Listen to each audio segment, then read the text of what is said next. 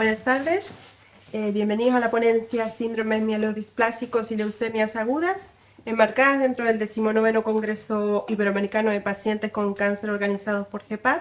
En esta ocasión contamos con la presencia del doctor Javier Cornago Navascués, especialista en hematología en el Servicio de Hematología del Hospital Universitario Fundación Jiménez Díaz de Madrid, que será el encargado de ofrecernos esta sesión. Adelante. Recordarles también que la sesión es grabada, así que si alguien tiene algún inconveniente, hacémelo saber, ¿vale? ¿Sí? Bueno, pues muchísimas gracias por la presentación. También al comité organizador y científico de GEPAC por contar conmigo un año más. A los que estáis aquí esta tarde escuchándome presencialmente, como a los que posteriormente también, como me han confirmado, podrán ver esta sesión desde sus casas.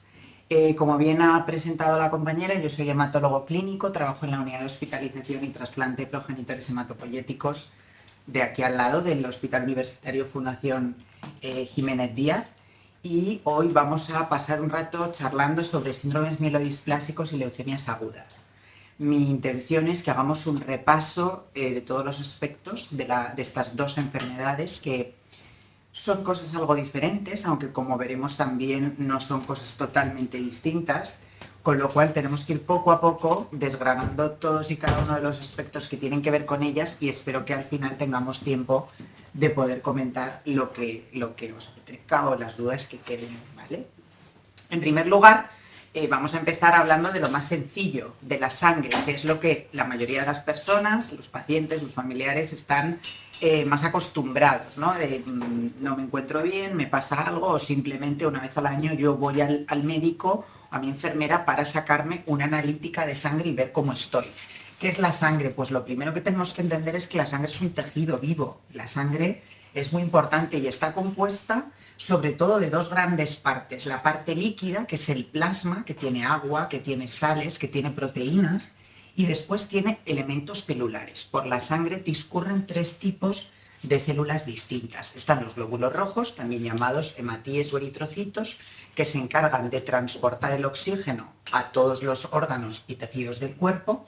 Tenemos los glóbulos blancos o leucocitos, que son nuestras defensas. Esta es una gran familia que está formada por estos 5 miembros: los neutrófilos, los linfocitos, los monocitos, los eosinófilos y los basófilos, y en último término las plaquetas, que no son sensu estricto células como tal, sino trocitos pequeños de unas células más grandes que se llaman megacariocitos y que discurren por la sangre y junto a la coagulación se encargan de evitar hemorragias graves o problemas tipo hematomas cuando nos damos un golpe, incluso de manera espontánea.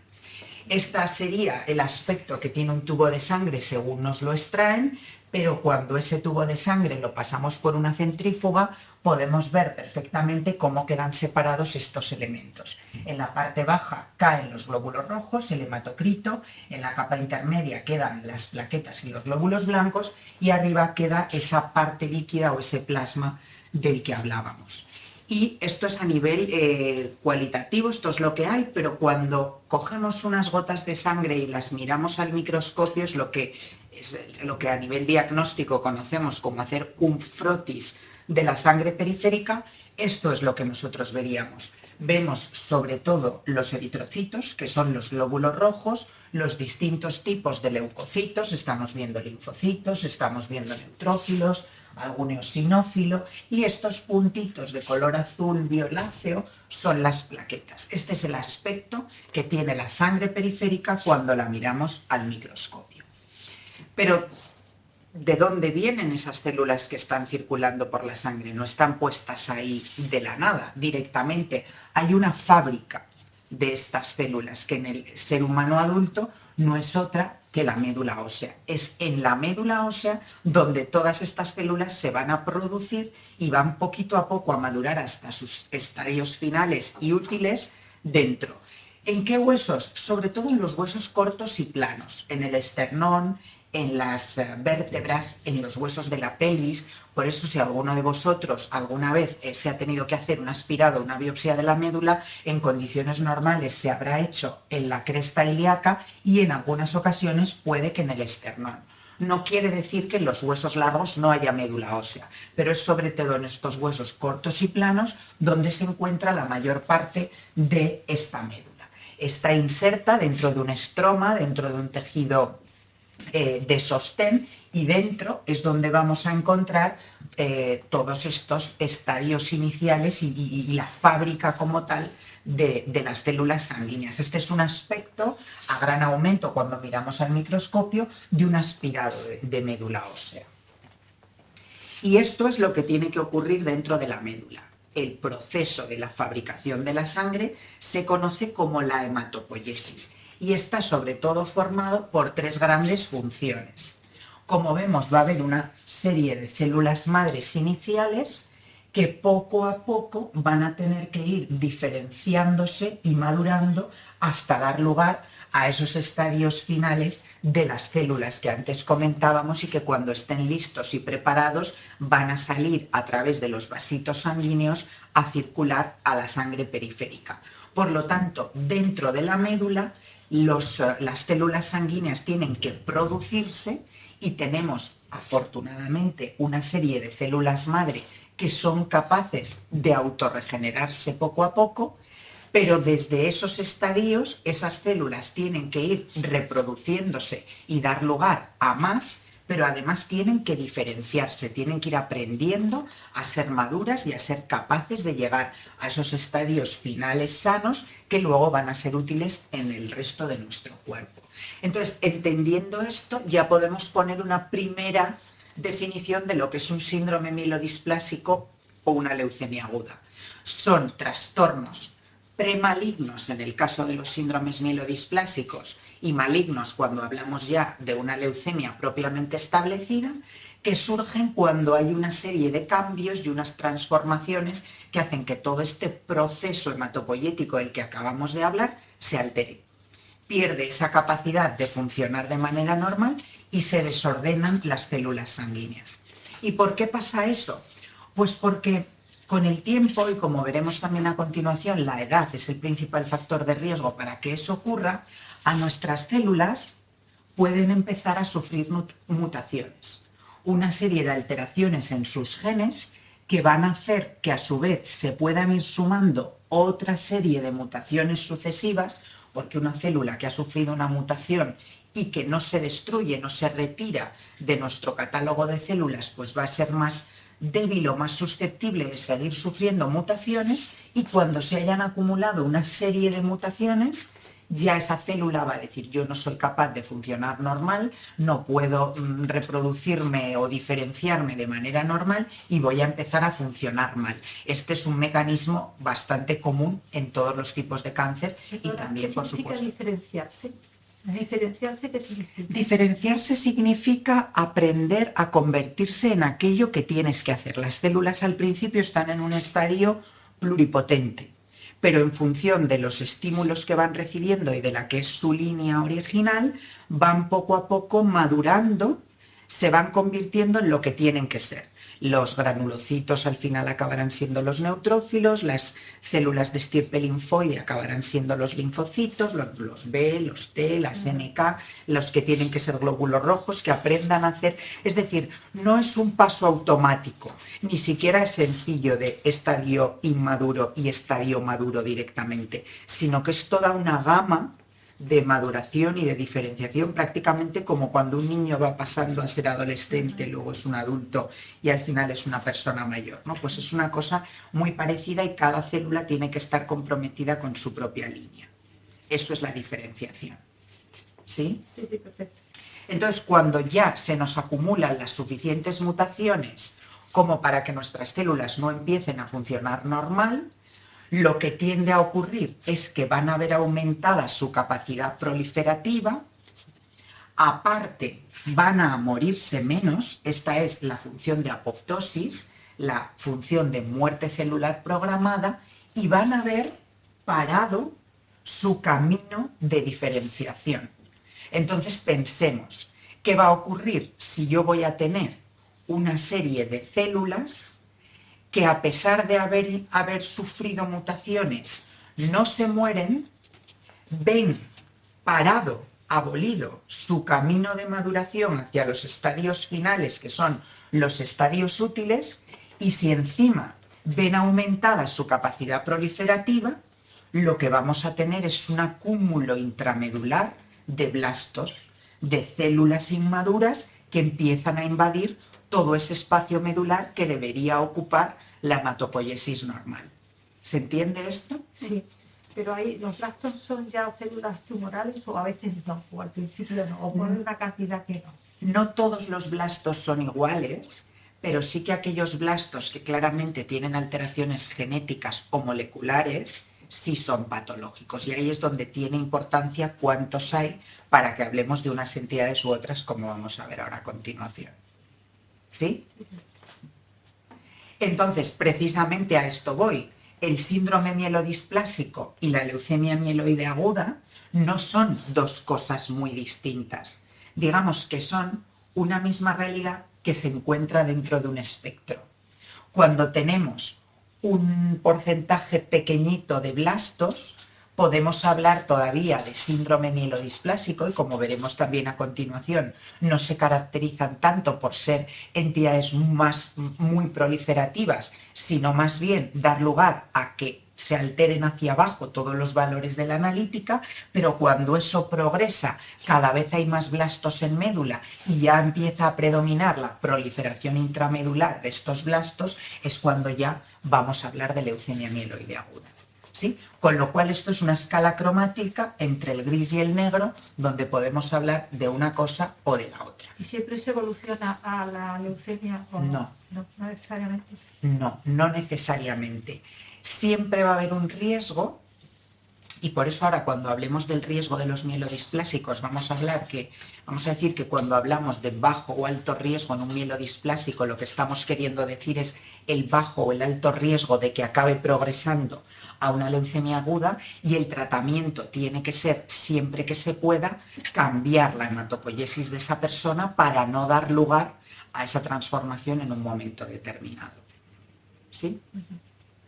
Entonces, ¿qué son los síndromes mielodisplásicos? Pues son un grupo de enfermedades en los que las células madres hematopoyéticas pierden la capacidad de formar las células de la sangre totalmente maduras y funcionales. ¿Y por qué se caracteriza? Porque vamos a tener una hematopoiesis ineficaz y vamos a desarrollar citopenias. Ahora vamos a ver lo que son las citopenias, la anemia, la leucopenia y la trombopenia, que además no van a responder al hierro, a las vitaminas, a las cosas que en la mayoría de las ocasiones las anemias o las leucopenias pueden responder, ¿no? La mayoría de las personas que tienen anemia pues son porque tienen anemia por falta de hierro, o porque tienen mal el tiroides, o porque les falta ácido fólico.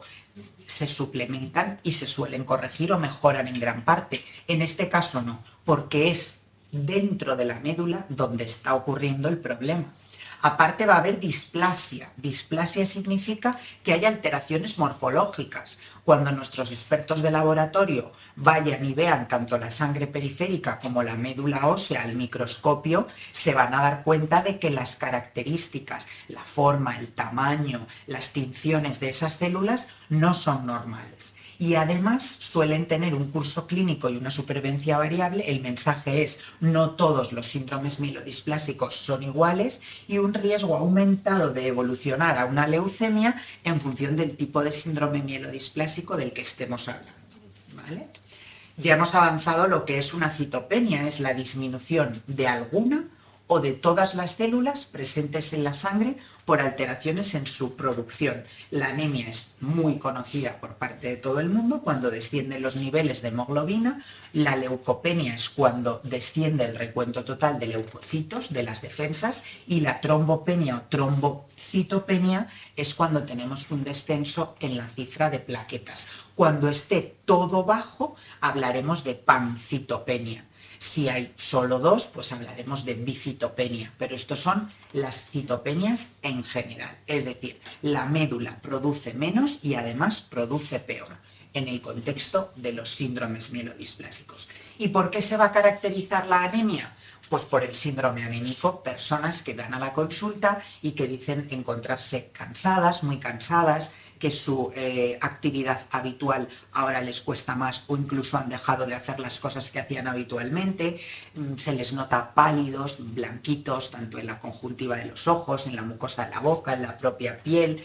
Puede doler la cabeza, sentir pitidos en los oídos o incluso a la hora de subir una cuesta o de caminar mucho o intentar correr por el autobús, al metro, de repente notan fatiga para respirar o incluso dolor en el pecho si ya esa anemia es muy grave. ¿Qué va a pasar si tenemos una disminución de nuestra capacidad defensiva? Pues que nos vamos a infectar más, vamos a tener infecciones bacterianas, víricas, por hongos, que además no van a evolucionar de manera normal, van a tener cursos un poco tórpidos, me tomo un antibiótico y no mejoro, el médico de cabecera me pone otro antibiótico y me va bien 2 o 3 días, pero luego vuelvo a empeorar, localizaciones atípicas donde no es común tener infecciones, no es lo mismo un catarro o una cistitis que, por ejemplo, que se te complique una infección en la boca o en la zona genital. Digamos que estos pacientes tienen infecciones más frecuentes con evoluciones raras y en localizaciones más atípicas. Y con respecto al tema de las plaquetas, pues claramente vamos a tener un aumento del riesgo de sangrado. O bien cuando nos van a intervenir o cuando nos damos un pequeño golpe o incluso si el número de plaquetas es muy, muy bajo, ese sangrado puede ser espontáneo, ¿vale? Entonces, ¿cómo se diagnostica un síndrome mielodisplásico? Pues en algunas ocasiones los pacientes pueden estar totalmente asintomáticos, es decir, que no hayan empezado todavía a notar nada y que en su analítica de rutina o porque les sigue otro especialista y les hace una analítica de vez en cuando, pues de repente vemos que una de las cifras, una de las series de la sangre, del hemograma, está baja. O ya puede venir por lo que hablábamos, porque se encuentra anormalmente cansado, porque lleva teniendo muchas infecciones este año y no entiende muy bien por qué, porque le salen hematomas sin darse golpes, porque tiene sangrados muy frecuentes cuando se cepilla los dientes y también sangra por la nariz y no estamos en verano, o por ejemplo cuando gente sobre todo más mayor y con un corazón un poquito más gastado, pues de repente esa anemia le condiciona también que haga un episodio de insuficiencia cardíaca, que tenga fatiga para respirar, que se le acumule líquido en los tobillos, etcétera, ¿no? ¿Y cuál es un poco el perfil del paciente que puede tener síndrome mielodisplásico? Es lo que comentaba. Si llega a la consulta una chica de 33 años que tiene unas menstruaciones muy abundantes o tiene un mioma uterino y tiene una anemia, no vamos a pensar que tiene un síndrome mielodisplásico. Pues lo más normal es que tenga una anemia por déficit de hierro. Un varón que tiene alto consumo de alcohol y viene con anemia, pues a lo mejor tenemos que pensar en un déficit de vitamina B12 o de ácido fólico, o es un trastorno inducido por el propio alcohol. Pero ojo, cuando veamos a personas mayores de 50 años, especialmente mayores de 70, parece que hay cierta predisposición en los varones que viene con una clínica de estas características, ¿no? De lo que comentábamos allí, pues entonces sí que como médicos de atención primaria, y ni que decir tiene como hematólogos, tenemos que empezar a sospechar que podemos estar ante una entidad de estas características y empezar a estudiarle mejor. Lo primero que vamos a hacer claramente es ver la analítica o pedirle una analítica, y lo más frecuente es que nos encontremos una o más de una citopenia. La más frecuente, la anemia. En el 90% de los mielodisplásicos la hemoglobina va a estar baja. También pueden estarlo las plaquetas y las defensas, como hablábamos. Cuando tenemos anemia, lo primero que miramos los hematólogos es cuál es el tamaño de los glóbulos rojos. ¿Son normales o pequeñitos o son incluso altos? En función del volumen vamos a pensar en unas cosas u otras. Los hematíes de los síndromes mielodisplásicos suelen tener un volumen característicamente alto. Luego vamos a ver estas células, los reticulocitos, que son, por así decirlo, el paso anterior al de los glóbulos rojos. Y vamos a decir, ¿los reticulocitos en esta anemia están altos o están bajos? En los mielodisplásicos van a estar bajos, porque aunque la hemoglobina esté baja, la médula no es capaz de compensar esa anemia sacando reticulocitos fuera, precisamente porque el problema es intramedular. Y cuando le pidamos los niveles de hierro, los niveles de ácido fólico, de vitamina B12, nos los vamos a encontrar casi siempre normales, es decir, no es un problema carencial. Estos son algunos de los rasgos característicos de las células displásicas, estos puentes internucleares, estas células de gran tamaño, estos núcleos tan grandes, estas alteraciones del citoplasma, de la parte más azul de la célula. Esto es algo que a alguien acostumbrado a ver frotis y médulas al microscopio le llamarían la atención y nos daría un toque. Este paciente tiene unas células displásicas, no me acaban de gustar. Entonces tendremos que hacerle un frotis de sangre periférica y una médula ósea. Y encontraremos que en cada una de las series hematológicas, serie roja, defensas y plaquetas, al menos el 10% de sus formas van a tener alguno de esos rasgos que tenemos bien caracterizados como rasgos displásicos. Con lo cual, ante esas alteraciones analíticas y estas alteraciones morfológicas, ya podemos decir que nuestro paciente tiene un síndrome mielodisplásico. Aunque no tenga una alteración en una de las series, o sea, aunque no sea citopénico, por ejemplo, en la serie blanca, también se verá una alteración de la serie blanca en cuanto a la morfología. Claro, para poder decir que alguien tiene un síndrome mielodisplásico, tiene que tener al menos un 10% de displasia en todas las series hematológicas. Hay otras entidades que son difíciles de distinguir del síndrome mielodisplásico FETEN, que son las citopenias refractarias de significado incierto, lo que llamamos CQs. Pero esto hay que tener mucho cuidado, seguirlo muy de cerca, porque muy probablemente esto antes o después va a ser un síndrome mielodisplásico. O sea, tú has detectado algo muy incipiente, pero no puedes dejar de seguir a ese paciente porque en poco tiempo vas a empezar a ver displasia. O a lo mejor justo el lado en el que tú has ido a hacer el aspirado, la biopsia de médula, no has podido captar todo, ¿vale? También es verdad, como veremos luego a continuación, que la morfología no es ya la única técnica que tenemos para detectar displasia. Sí que es la más clásica, pero no es la única ni la más sensible a día de hoy. Entonces, una vez que hablamos de síndrome mielodisplásico, tenemos que hablar del riesgo. Antes lo comentábamos, ¿son todos los síndromes mielodisplásicos iguales? Pues no, afortunadamente no. ¿Y qué vamos a tener en cuenta para poder decir si nuestro síndrome mielodisplásico es de bajo riesgo o de alto riesgo? Pues lo primero, las alteraciones genéticas que tengan las células que detectemos. El porcentaje de blastos de esas células malignas que tenga nuestra médula ósea. La cifra de hemoglobina, la cifra de plaquetas y la cifra de neutrófilos. Uno de los miembros, de esos 5 miembros de la familia de los leucocitos. Como vemos aquí están las características de la genética.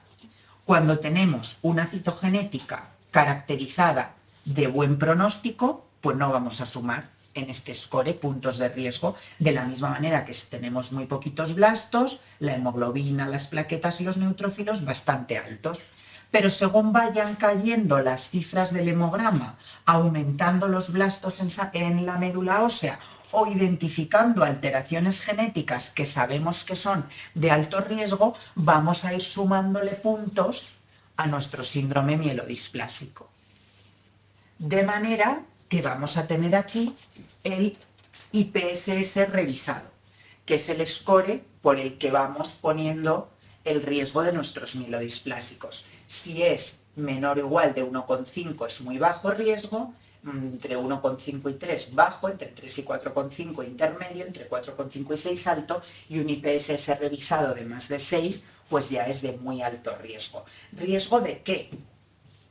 Pues de que acabe convirtiéndose y evolucione efectivamente a una leucemia aguda, ¿vale? Cuanto mayor sea el puntaje en el IPSS revisado, menor es la mediana de supervivencia en estos pacientes y mayor o más corto el tiempo de transformación a una leucemia mieloide aguda. Novedad, hasta hace poco tiempo nos quedábamos ahí. Ahora incluimos también las alteraciones moleculares, además de tener la morfología, la citometría de flujo y la citogenética, hacemos en estos pacientes, al menos en mi centro, secuenciación genética completa. Todo el mapeo genético de la persona para identificar muchas mutaciones asociadas a genes de la hematopoiesis que pueden estar asociados a la mielodisplasia. Aunque el riesgo sea muy bajo. Sí, porque podemos encontrar IPSS revisados, no sé si muy bajos, pero bajos o intermedios, con determinadas mutaciones moleculares que en el nuevo IPSS-M, el IPSS molecular, de repente pase a subir de grado y tengas un IPSS molecular alto. Entonces, ¿qué es lo que buscamos cuando vamos a tratar a una persona con síndrome mielodisplásico? Pues si la anemia es muy significativa hasta el punto de que hay que empezar a transfundirle sangre a ese paciente, que consiga volver a ser independiente a nivel transfusional o que se transfunda lo menos posible. Cuando uno se transfunde mucho, empieza la sobrecarga de hierro, porque dentro de las bolsas de Matías, pues claramente ahí también hay hierro, y eso a largo plazo puede tener un riesgo para el hígado, para el corazón del paciente, etcétera, etcétera. Y en la medida de lo posible, modificar la historia natural de la enfermedad, es decir, tratar de evitar que ese síndrome mielodisplásico se acabe convirtiendo en una leucemia aguda FETEN. Cuando hablamos de mielodisplásicos de bajo riesgo, tenemos distintas drogas. La eritropoyetina, el luspatercept, son distintos tratamientos que buscan esa independencia transfusional de la que hablábamos. Ver si conseguimos con esos fármacos que aumente la hemoglobina del paciente para que mejore su estado general y no tengamos que estar transfundiéndole cada 15 días o cada 3 semanas. La lenalidomida se administra en los mielodisplásicos que tienen esta alteración genética concreta, lo que llamamos el 5Q-. El GCSF son unas inyecciones que estimulan la producción de las defensas dentro de la médula. Se usan los mielodisplásicos de bajo riesgo, pero hay que tener cuidado en aquellos que ya tienen un porcentaje alto de blastos, porque con estas inyecciones podemos de alguna manera también acelerar ese proceso de la transformación. Tenemos que tener en cuenta, sobre todo en esos pacientes que se transfunden mucho, poner esos quelantes del hierro para evitar la sobrecarga férrica en estos órganos de los que estábamos hablando. Y en el caso ya de esos mielodisplásicos de alto riesgo, lo que nos tenemos que plantear es si estamos ante un paciente joven o en un paciente mayor. Yo creo que esto daría para otra sesión entera, porque hoy en día, desde luego, afortunadamente, no es la edad el único criterio que tenemos en cuenta para ver si un paciente es joven o mayor, o yo ya no hablaría tanto de joven o mayor, sino candidato o no candidato a un tratamiento más intensivo. ¿Por qué? Porque a un paciente con un síndrome mielodisplásico de alto riesgo que consideremos candidato, lo que tenemos que hacer es buscarle un donante compatible y tratar de hacerle un trasplante de médula. Es decir, sustituir su hematopoiesis enferma por la de un donante sano, con una fábrica sana de células de la sangre. El trasplante alogénico de progenitores hematopoyéticos, o también conocido como trasplante de células madre, es un procedimiento muy intensivo y por tanto no es para todo el mundo. Generalmente es difícil hacerlo en personas por encima de 70-72 años. Entonces, para esas personas hay otro tipo de tratamientos, como son los agentes hipometilantes, que se pueden administrar con la idea de retrasar esa transformación a leucemia aguda que tiene ese síndrome mielodisplásico de alto riesgo. Son la azacitidina y la decitabina, dos agentes hipometilantes que llevamos utilizando ya entre 10 y 15 años.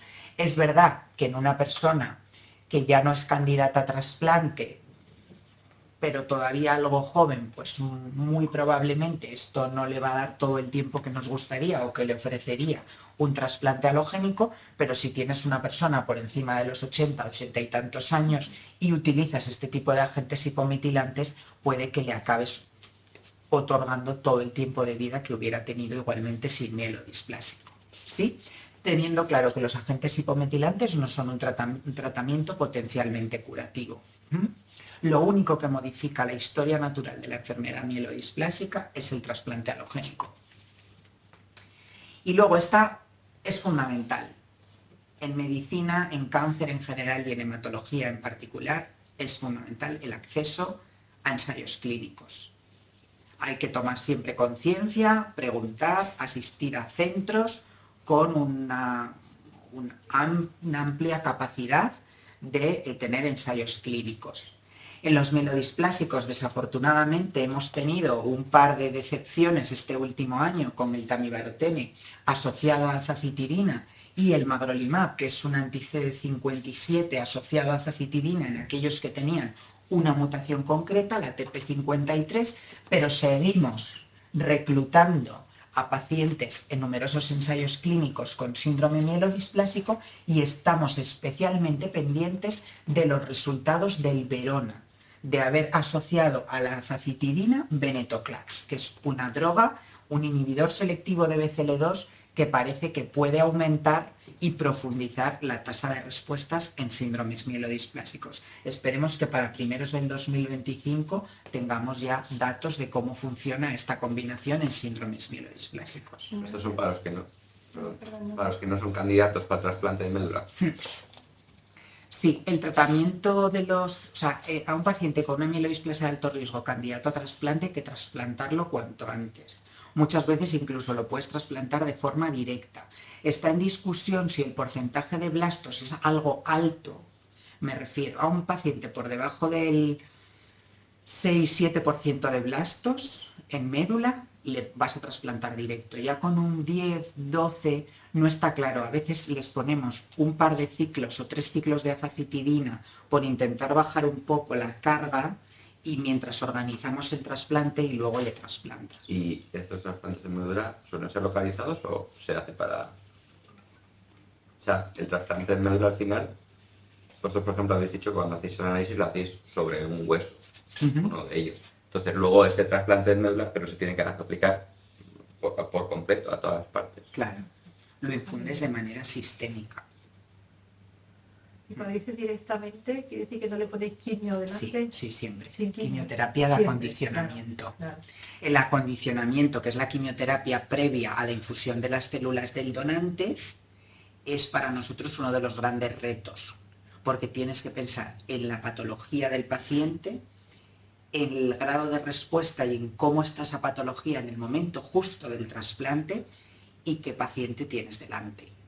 Edad, otras enfermedades, fragilidad, y seleccionar la quimio lo suficientemente potente para que haga efecto y cure al paciente, pero que no te pases de frenada y tengas que asumir mortalidad por toxicidad. Pero siempre hay que poner acondicionamiento con quimio antes de infundir las células del donante. Hay veces que se habla de acondicionamiento reducido. Intensidad reducida. Intensidad reducida. Eso es. Es eso que estás comentando ahora. Sí. En pacientes por encima de 60-65 años es mandatorio poner acondicionamientos de intensidad reducida. Y se intenta recuperar al paciente, es decir, tenerlo en unas condiciones que si está en unas condiciones subóptimas, que esté en mejores condiciones para empezar el acondicionamiento. Esta apreciación me encanta. O sea, los abordajes de prehabilitación son, a mi juicio, una de las cuestiones más importantes que hemos empezado a abordar tarde, pero ya lo hacemos. No diría solo desde el momento en el que te planteas trasplantar a ese paciente. Mi opinión es que se debería empezar la prehabilitación. Primero el cribado de desnutrición, de sarcopenia, de fragilidad, desde que diagnosticas a un paciente, sobre todo porque a un paciente nuestro de estas características la propia enfermedad le va a inducir un cierto grado de fragilidad inicial. Una inflamación sistémica, están muy cansados, no se van a mover tanto, disminuye el apetito, el aprovechamiento de los nutrientes es peor. Si tú identificas a esos pacientes de mayor riesgo, sobre todo si luego te planteas tratamientos intensivos, no es que solo vayas a describir cuál es su estado basal, es que puedes definir un programa de intervención, mejorarle, porque a lo mejor hay pacientes que claramente no puedes hacerlo. Una persona con 90 años no le puedes hacer un trasplante de médula, pero a lo mejor una persona de 68, 70, que la acondicionas, la prehabilitas y mejora, le puedes acabar ofreciendo un tratamiento potencialmente curativo y sin embargo una persona que se deteriora progresivamente ya no te resulta candidata a lo único que potencialmente le puede curar. Entonces me parece básico hacer una foto inicial, pero luego ir haciendo un vídeo progresivo, ir retestando al paciente en distintos puntos clave de su tratamiento y luego, por supuesto, en el durante y en el post-trasplante. Y otra pregunta, ya que lógicamente has sacado una diapositiva donde había una cantidad de alteraciones genéticas impresionantes. Aparte del TP53, ¿cuál es la que le puede conferir, sí, son muchas, ya no hace falta, las que le confieren un peor pronóstico? Los cariotipos complejos, o sea, cuando tú haces el cariotipo y tiene 3 o más de 3 alteraciones genéticas, independiente de cuáles sean, y luego las monosomías, o sea, nosotros tenemos 46 cromosomas, 23 parejas, 22 parejas de cromosomas somáticos y luego los cromosomas sexuales, XX en el caso de las mujeres y XY en el caso de los varones. Pues cuando hay una pérdida de un cromosoma 5 y solo tienes uno, cuando tienes una pérdida del cromosoma 7 y solo tienes uno, esos cariotipos monosómicos son de alto riesgo. Y luego el cariotipo complejo y el P53, la deleción del brazo corto del cromosoma 17, que es donde se encuentra TP53. ¿Por qué? Porque al final TP53 es el complejo reparador. Si tú tienes una mutación o has perdido el sistema de reparación, es que estás a merced de que cualquier cosa que te ocurra no la vas a poder reparar. Sí, es común en otras neoplasias el TP53. Muy interesante. Gracias. Nada. Y ya vamos a pasar como tal a las leucemias agudas, ¿vale? Volvemos a poner el esquema de la hematopoiesis y ya en el caso de las leucemias agudas, pues es una transformación maligna que las células neoplásicas están muy arriba, son células muy indiferenciadas y lo que vamos a tener es un componente más proliferativo. La médula se va a quedar bastante invadida por todos estos blastos y no vamos a tener la posibilidad de disponer de una hematopoiesis normal. ¿Sí? Las leucemias no quiero que se entienda solo que son solo secundarias a un síndrome mielodisplásico previo.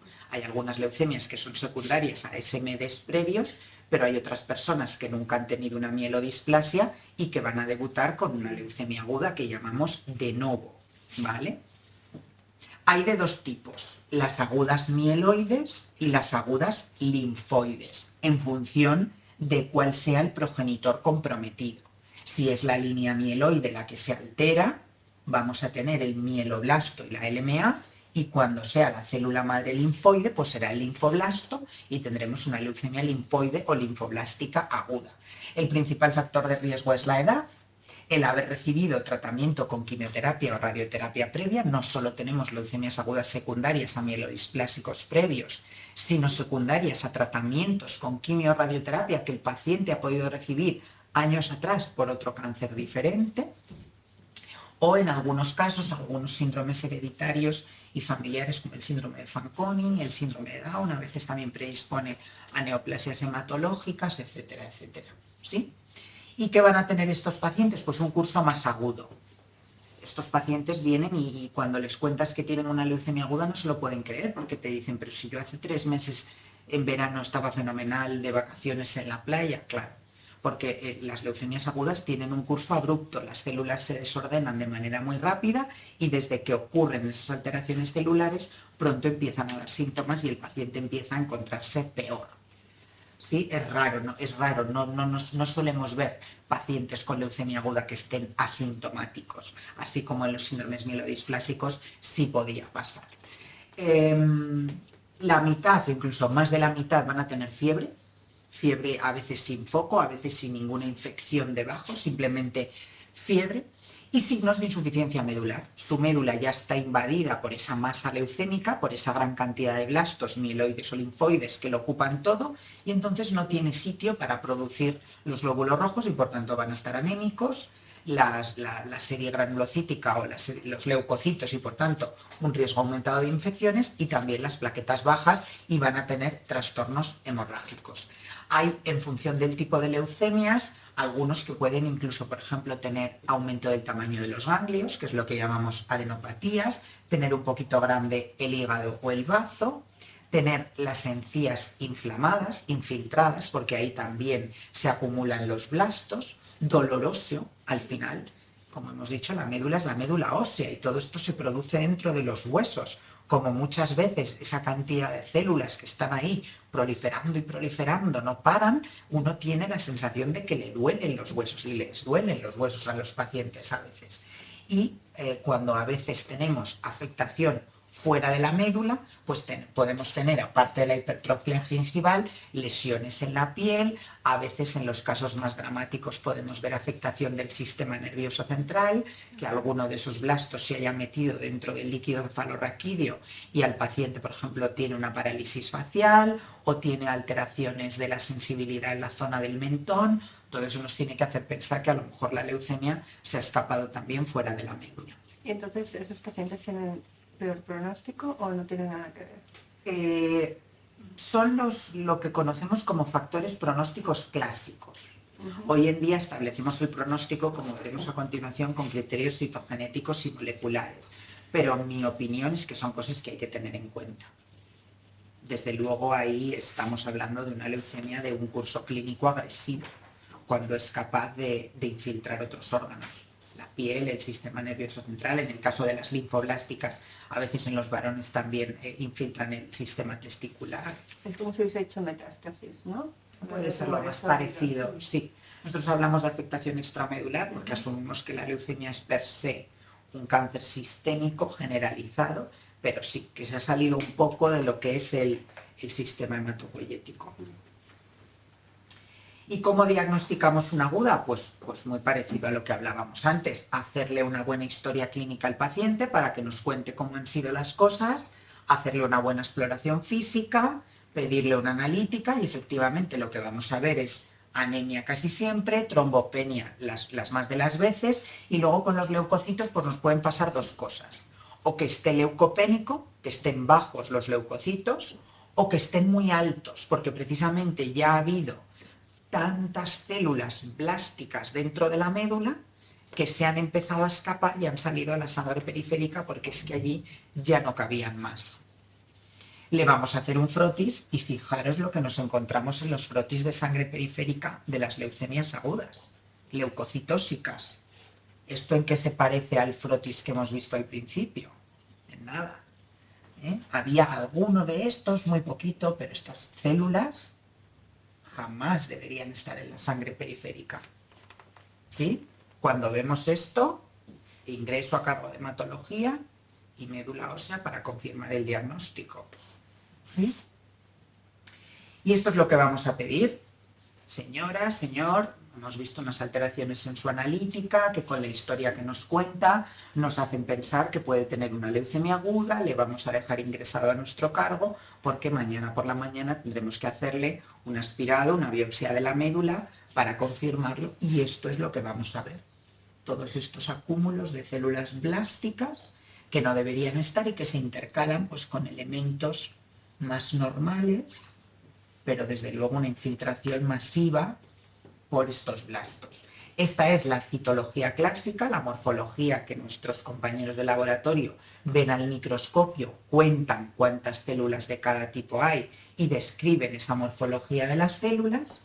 Hacemos después una citometría de flujo, cogemos ese tubo de sangre o ese tubo de médula y lo pasamos por una máquina que nos va a decir las características de cada grupo celular que estamos teniendo y sabemos en base a eso ante qué tipo de leucemia estamos, mieloide o linfoide, dentro de las mieloides si es de un tipo, si es de otro, lo mismo con las linfoblásticas y demás. Sobre todo vamos a conocer el estirpe celular del que provienen y a qué nivel se ha bloqueado ese camino madurativo. Pero ahora, más a más, hemos incorporado las técnicas genéticas y las técnicas moleculares. Esto es un cariotipo de lo que hablábamos antes. los 23 pares de cromosomas y nuestros genetistas nos van diciendo a esto le falta esto, a esto le sobra esto, aquí ha habido un intercambio de material entre este y este cromosoma y nos van dando las alteraciones genéticas y las alteraciones moleculares. Esto hoy en día es fundamental para llegar al diagnóstico, para establecer un pronóstico, incluso porque disponemos de fármacos que van dirigidos contra algunas alteraciones concretas. Es predictivo. Estratifica pronóstico, que duda cabe. Y tenemos que empezar a tratarlas. Las leucemias agudas hay que tratarlas, porque cuando el paciente llega, la masa leucémica está muy alta, es el momento de máxima enfermedad y tenemos que empezar el tratamiento. Siempre hablamos de tratamiento de inducción al principio, cuando tenemos que bajar toda esa carga tumoral por debajo de lo que sería a nivel de leucemia visible, pero cuidado, yo siempre se lo digo a los pacientes, ojalá con un único ciclo de quimio curásemos las leucemias agudas. Si dejásemos de tratar aquí, sin duda la enfermedad volvería a reaparecer. El tratamiento tiene que continuar después de haber alcanzado una remisión para tratar siempre, en la medida de lo posible, de ir bajando y bajando y bajando y bajando la carga de enfermedad hasta el punto ideal que a todos nos encantaría lograr en todos los pacientes, que es lo que llamamos enfermedad mínima residual negativa. Es decir, que ni siquiera detectamos con las técnicas más sensibles ninguna célula potencialmente leucémica, ¿sí? Como nos quedemos con enfermedad mínima residual positiva o no una remisión completa del todo, es mucho más frecuente que la enfermedad pueda reaparecer después, ¿sí? Así que el objetivo del tratamiento de una leucemia aguda es alcanzar la remisión completa y en la medida de lo posible. Perdón. No, dime. ¿En qué porcentaje de pacientes se alcanza la enfermedad mínima residual? Pues depende mucho del tipo de leucemia del que hablamos. De hecho, cuando identificamos leucemias de alto riesgo asociadas a ciertas alteraciones genéticas, como por ejemplo TP53, entre otras cosas es porque suelen ser o más frecuentemente son quimiorrefractarias o refractarias a los tratamientos que las que no tienen esas alteraciones. Entonces no es igual de frecuente en todas las leucemias alcanzar una remisión completa. Yo diría que en la mayoría lo conseguimos, en muchas lo conseguimos. Ya alcanzar una mínima residual negativa es más difícil y esa es nuestra lucha diaria. Encontrar la combinación de fármacos o la mejor estrategia para que nuestro paciente no solo alcance una respuesta completa, que es llegar a tener menos de un 5% de blastos en la médula y recuperar las cifras normales en sangre periférica, plaquetas por encima de 100.000, más de 1.500 neutrófilos, sino llegar a ese objetivo tan ambicioso que es una mínima residual negativa. ¿Eso es el trasplante en el proceso completo o eso la quimio y después una vez que está abajo ya se le aplica el trasplante? Es un esquema general. Ah, vale. De tratamiento intensivo. No todos los pacientes necesitan un trasplante. Muchos sí, pero no todos. Sí. Pues eso es la combinación de quimio con el trasplante. Eso es. O de distintos ciclos de quimio. O de quimio inicialmente y luego un mantenimiento con ciertos fármacos. Hay distintas estrategias. Pero un poco el mensaje es que hay que ser todo lo contundente que se pueda al principio y luego hacer tratamientos largos, prolongados en el tiempo, porque una leucemia no se cura con un solo ciclo. Y la estrategia, que cuando tú tienes un paciente y tienes toda la batería de información que nos has mostrado y tal, la estrategia ya puedes pensar cuál va a ser tu estrategia de tratamiento para ese paciente, o la vas variando a medida que vas viendo cómo responde y cómo se va comportando en el tiempo. Inicialmente haces ya un esquema de lo que crees que tiene que ocurrir y luego te vas amoldando a cómo el paciente tolera el tratamiento.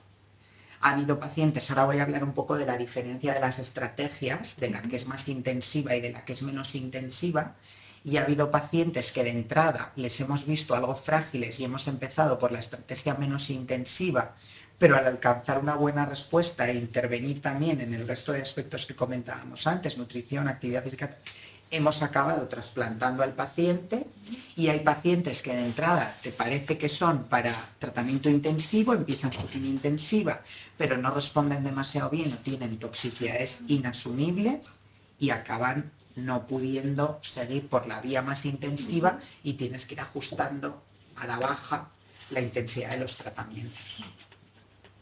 Por eso cuando nos planteamos qué tenemos que tener en cuenta para elegir el tratamiento que le vamos a dar a nuestro paciente de leucemia aguda, pues tener en cuenta que no todas las leucemias agudas son iguales y que no todos los pacientes son iguales, que hay que individualizar, lo primero y de perogrullo, ante qué tipo de leucemia estamos, si es una linfoblástica o una mieloblástica, porque tienen tratamientos distintos, si tiene características clínicas o genéticas de especial alto riesgo, lo que hablábamos de esa especial agresividad de los que infiltran otros tejidos aparte de los hematopoyéticos. No es lo mismo tener una leucemia que debuta con 12-13.000 leucos que quien te viene con 200.000 leucos, con esa hiperleucocitosis de algún tipo de leucemia. El encontrar alteraciones genéticas o moleculares de alto riesgo, plantearte si el paciente es candidato a recibir tratamiento quimioterápico intensivo o no. No, como digo, no solo la edad, hay personas de 73 años que están fantásticas, que van a su gimnasia de mantenimiento y que no tienen otra cosa más que un poquito de hipertensión, y gente con 66 años que está fatal, que tuvo un ictus, que tiene una obesidad grado 3, que aparte tiene un poquito de insuficiencia renal, que ya toma 7 fármacos distintos, o sea que no todo es la edad. ¿En hematología también utilizáis el PS? El performance status, sí. Sí, no solo, pero es una de las cosas a tener en cuenta. La valoración multidisciplinar. En nuestro hospital a todas las personas con nuevo diagnóstico de neoplasia hematológica las valora una geriatra, aparte de nuestro equipo de nutrición, rehabilitación, el equipo de psico-oncología. Luego esto yo cada vez lo cuento más, me parece importantísimo el tema del soporte sociofamiliar, el apoyo. Es sorprendente ver cómo en estas ciudades hay cada vez más gente en un estado de fragilidad social preocupante. O sea, tú no puedes someter a un paciente a este tipo de terapias si no cuenta con al menos una persona que le pueda acompañar a las visitas médicas, que vaya a estar pendiente de él o de ella en cuanto a la adherencia al tratamiento, a identificar si se pone peor, llevarle a urgencias. A veces estos pacientes cambian su estado clínico y hemodinámico muy rápido. Entonces es un tema que vamos a tener que meter también en la coctelera a la hora de decidir cómo podemos tratar o no a los pacientes en base a esto, ¿sí? Y luego, por supuesto, qué expectativas tiene el paciente, cuál es su voluntad. Hay gente que claramente te dice, yo quiero hacer todo lo posible, asumo lo que pueda venir, pero tengo intención de curarme. Y hay otras personas, sobre todo personas ya más añosas, dicen, mira, doctor, yo ya he vivido mucho y esto es pues haga lo posible porque yo alargue todo mi tiempo, pero no me quiero someter a terapias muy tóxicas o no quiero vivir ingresado el resto del tiempo que me quede, etcétera, etcétera.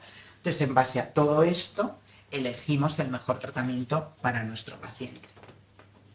Voy a decir unas breves palabras sobre la linfoblástica, porque la leucemia linfoblástica en los adultos es rara, tiene una incidencia muy baja y sobre todo es una neoplasia infantil. La mayoría de los niños, cuando nos cuentan es que el niño, el hijo de mi vecina o el sobrinito tuvo una leucemia, suelen ser estas precisamente, las leucemias linfoblásticas, pero en los adultos es rara y tiene peor pronóstico que en la infancia. También, de nuevo, en el panorama de la linfoblástica hemos aprendido a identificar algunas alteraciones genéticas y moleculares, que hacen que esas leucemias sean de mayor o de menor riesgo. Quiero destacar el cromosoma Filadelfia. En las leucemias linfoblásticas, lo primero que nos preguntamos los hematólogos cuando desde el laboratorio nos dicen que es una linfoblástica es cuál es el estado mutacional del cromosoma Filadelfia, que como vamos a ver a continuación es un intercambio de material genético entre el cromosoma 9 y el cromosoma 22. ¿Sí? Porque las Filadelfia positivos se van a tratar de una determinada manera y las Filadelfia negativos de otras. Luego también sabemos, aparte que el Filadelfia, hay otros factores genéticos y moleculares que modulan el pronóstico. Fijaros, por ejemplo, la supervivencia de una leucemia aguda linfoblástica, si este gen en concreto no está mutado, o si sí lo está.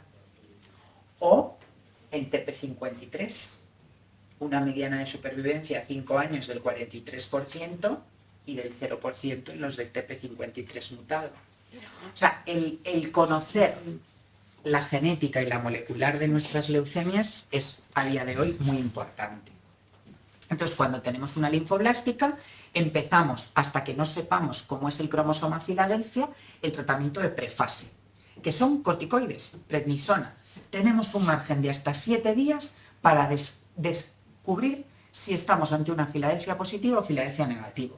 Y fijaros qué bonita esta imagen de FIS. Esto nos lo dicen desde nuestros departamentos de genética. En condiciones normales tenemos 2 cromosomas 9, que son verdes, y 2 cromosomas 22, que son rojos. Cuando tenemos una translocación 9-22, un cromosoma Filadelfia positivo, tenemos un 9, un 22 y una fusión de los dos que vemos en color amarillo, que es la mezcla entre el verde y el rojo. Eso quiere decir que hay un trocito de la información genética del cromosoma 9 que sigue el 22 y viceversa. Pues ya sabemos que esa es una leucemia aguda linfoblástica Filadelfia positiva. ¿Y cuando no lo es? Es Filadelfia negativa. Sí, pero quiero decir, se presenta igual que 2 rojos y 2 verdes. Igual. Tendrá otras cosas, pero no tiene el Filadelfia. Vale. Y lo verías como 2 y 2. ¿Vale? No quiero entrar en pormenores de cómo se tratan en concreto estas enfermedades. Este es el protocolo en curso que utilizamos para las linfoblásticas Filadelfia negativas. Venimos utilizándolo desde hace 2 o 3 años. Esquemas basados en distintos tipos de quimioterapia típicos de la linfoblástica y los corticoides, que en esta entidad tienen un papel fundamental. Y en el caso de la Filadelfia positiva estamos con el protocolo PETEMA, que es la red, es el protocolo español de tratamientos en hematología. En este caso, como tenemos una mutación en concreto frente a la que tenemos fármacos dirigidos, lo que tratamos es de bajar la carga de quimioterapia y meter los inhibidores de la tirosin quinasa, que son estos fármacos que tienen la capacidad de deshacer esa translocación tan concreta de la que estábamos hablando. ¿Sí? Una pregunta, la Filadelfia positiva tiene peor pronóstico que la negativa, ¿verdad? Sí.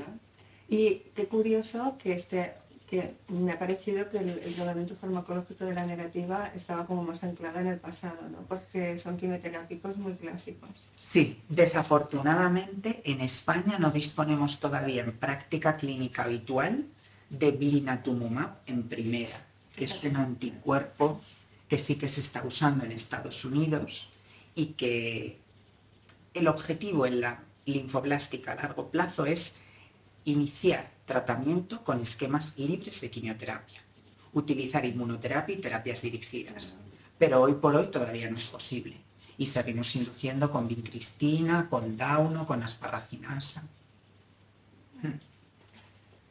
Tenemos protocolos más intensivos para las personas jóvenes y tenemos protocolos con intensidades más adaptadas, ya veis cómo se llaman los protocolos, OLD o FRA, de frágiles, para las personas un poquito más mayores.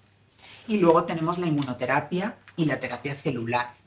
El blinatumomab es un anticuerpo biespecífico, anti-CD3 y anti-CD19.